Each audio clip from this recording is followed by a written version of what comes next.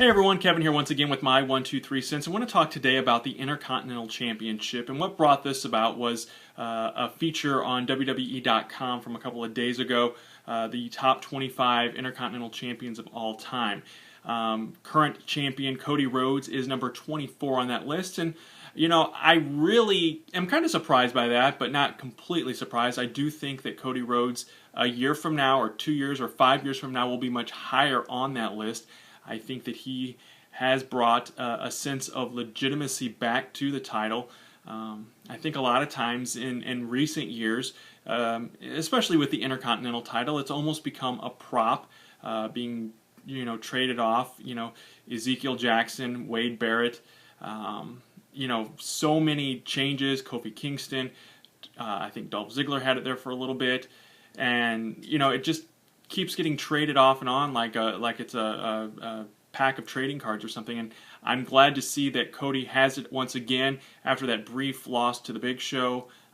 Hopefully they will kind of build the title around him and make it something legit again. When I was a kid growing up in the 80s, the Intercontinental title was really the stepping stone to the World Heavyweight Championship. And not everybody that won the IC title went on to become the world champion, but it was a good belt for guys like Greg Valentine and Tito Santana, Don Morocco. For those guys, it gave them, they were that second man, if you will. And I was cool with that. And then, guys like Randy Savage and Bret Hart and Shawn Michaels later on, they eventually, Steve Austin and The Rock, eventually that propelled them then into the World Championship picture. So in some cases it was a stepping stone to bigger and better things, and for others it was just, that was the end of their road, if you will, or that made them the king of the mountain in the subcategory or of championships.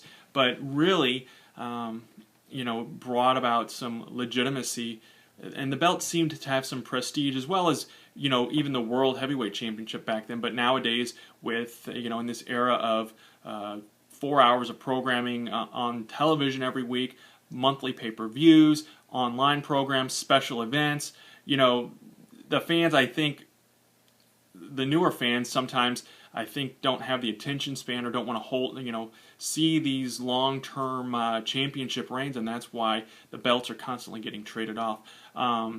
Macho Man Randy Savage was number 1 on the WWE's list. I would agree with that.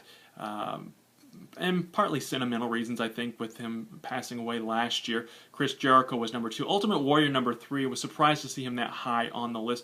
Honky Tonk Man, the greatest of all time, as they say, was number 6, and I think he's a little offended by that. I'm not surprised by it. I'm fine with that positioning. I loved Honky Tonk Man back then. I loved the character. I got behind the gimmick. And the championship reign, although I was not a fan of Ricky Steamboat losing the title as quickly as he did.